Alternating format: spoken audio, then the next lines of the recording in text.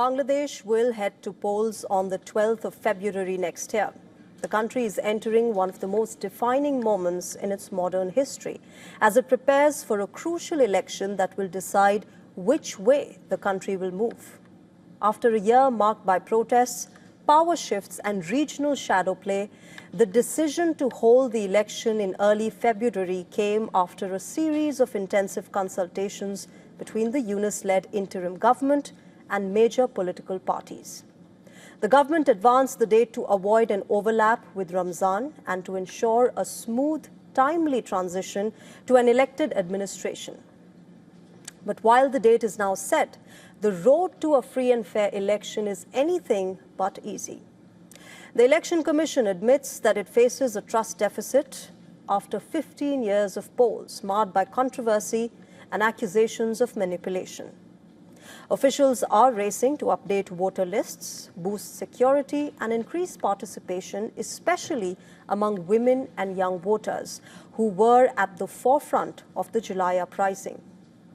Voters will also decide on a national referendum on the same day. Now, this referendum will determine whether Bangladesh adopts the July Charter, which is a sweeping package of state reforms proposed in the aftermath of the unrest. The Charter seeks to curb executive powers, strengthen the judiciary, reinforce the Election Commission's independence, and prevent the misuse of security forces. If passed, it would amount to one of the biggest governance overhauls in Bangladeshi history. Politically, the landscape is being rapidly redefined. Former Prime Minister Khaleda Zia's Bangladesh Nationalist Party, or the BNP, is eyeing a comeback at the top spot. Jamaat-e-Islami, which was barred from elections for over a decade, is back in the arena after restrictions were eased by the Yunus administration. The newly formed National Citizen Party, created by student leaders following the July uprising, is struggling to translate its street momentum into electoral strength. And Sheikh Hasina's Awami League, which is now banned from contesting, is warning of fresh unrest if the ban is not lifted.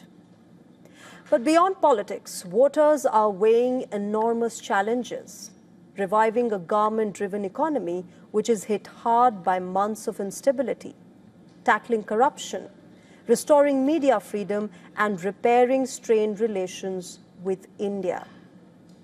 Amid the election buzz, another plot line has been emerging, one that could reshape South Asia's regional order.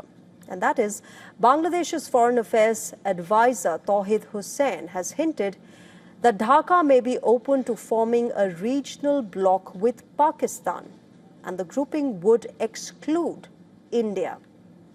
The remarks follow statements by Pakistan's Deputy Prime Minister and Foreign Minister Ishaq Dar, who claimed that a new trilateral initiative between Bangladesh, China and Pakistan had already begun and could expand further. When asked further, Tauhid Hussain said such a grouping is strategically possible and added that it may not work for other neighbors like Nepal or Bhutan. He refused to elaborate further and said that had only learned about Dar's comment through media reports. Now, these statements come just months after a trilateral meeting between the three countries in China's Kunming. Around that time, reports had suggested Beijing and Islamabad were working to create a new regional bloc to replace SAARC. As Bangladesh now prepares for a crucial mandate and a nationwide referendum, it finds itself at a geopolitical crossroad, redefining its democracy at home and revising its relationships abroad.